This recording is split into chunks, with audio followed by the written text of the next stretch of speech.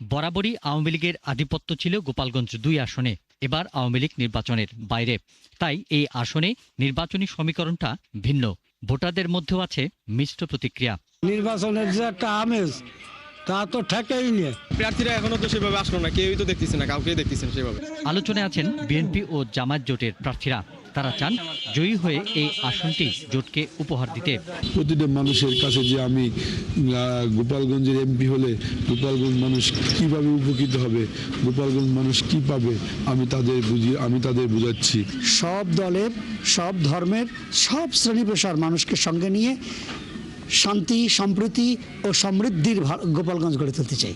Jail জুলুম অত্যাচারের বিরুদ্ধে নির্যাতিত নিপীড়িত মানুষের পাশে থেকে কাজ করতে চান স্বতন্ত্র প্রার্থীরাও। আওয়ামী লীগের কর্মী তারা হয়তো না আসতে পারে, কিন্তু সমর্থকরা তারা তাদের বর্তমান অবস্থা বুঝে আমাকেই তারা ভোট দেবে, এটা আমার বিশ্বাস। আমার বিশ্বাস যে যারা আমাকে ভালোবাসে তারা ভোট দিতে যাবে এবং আমি ভোটে বিজয়ী হব, জয়যুক্ত হব ইনশাল্লাহ তাদের সহযোগিতায়।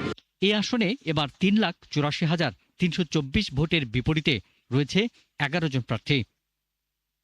পিন্টু হাজং, ৭১।